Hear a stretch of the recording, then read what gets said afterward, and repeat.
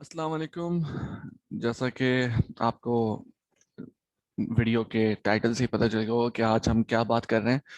आज हम बात कर रहे हैं डॉलर को लेके, जो कि इस वक्त एक सबसे बड़ा मसला बना हुआ है हमारी पाकिस्तान की इकोनॉमी के लिए, जिसका रेट बहुत तेजी से इंक्रीज करता जा रहा है। और ये एक आम पाकिस्तानी या एक लिटरेट पाकिस्तानी भी, जिसको फॉरेन एक्सचेंज के बारे में शायद ज्यादा मालूमात नहीं है, नॉलेज नहीं है, उसको पता होना चाहिए कि इस वक्त डॉलर क्यों इतनी तेजी से बढ़ रहा है, इसका फ्यूचर कहाँ है, और आपको इस वजह से कौन से स्टेप्स इस वक्त लेना जरूरी है।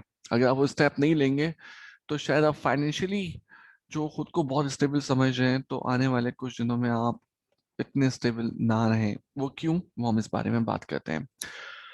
इस वक्त पाकिस्तान डॉलर जो है आपका ऑलमोस्ट 180 रुपीज को टच कर चुका है। और अगर ओपन मार्केट में देखें तो डॉलर कहीं पे आपको 183 है, कहीं पे 184 रुपीज तक पे सेल होता हुआ दिखेगा। इवन होर्डिंग भी होना स्टार्ट हो गई है।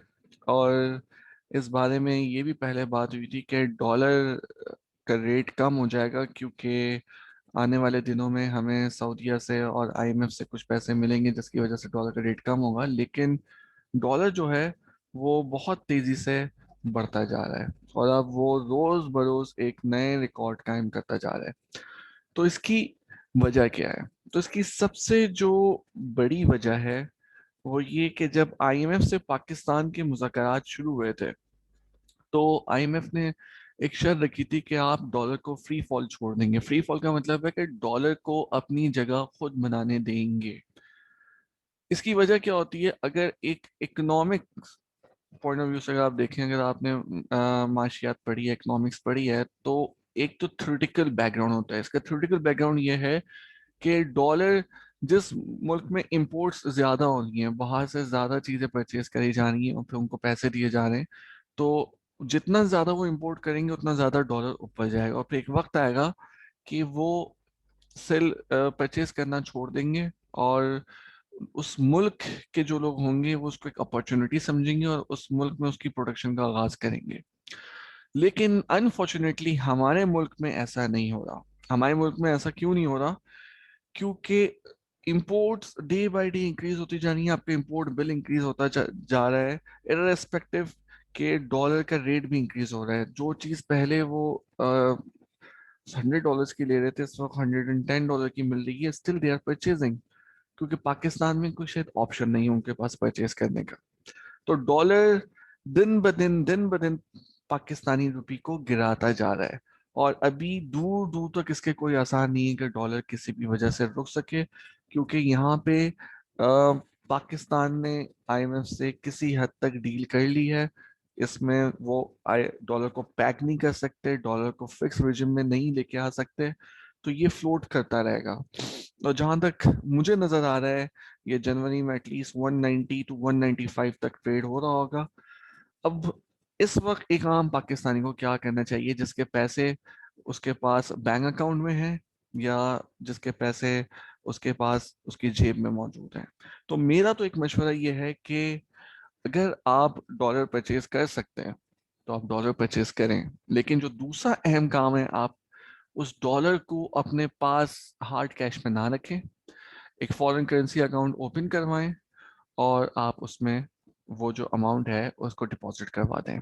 इससे फायदा ये होगा कि जो डॉलर का रेट इंक्रीज होगा, उससे आपकी जो इन्वेस्टमेंट है, जो सेविंग है, वो डीवैल्यू नहीं होगी, वो उसके साथ साथ इंक्रीज करेगी। एक साइमल्टेनियसली डायरेक्ट रिलेशनशिप रहेगा, जिसकी वजह से आपकी इन्वेस्टमेंट भी सेफ रहेगी, आपकी सेविंग भी सेफ रहेगी।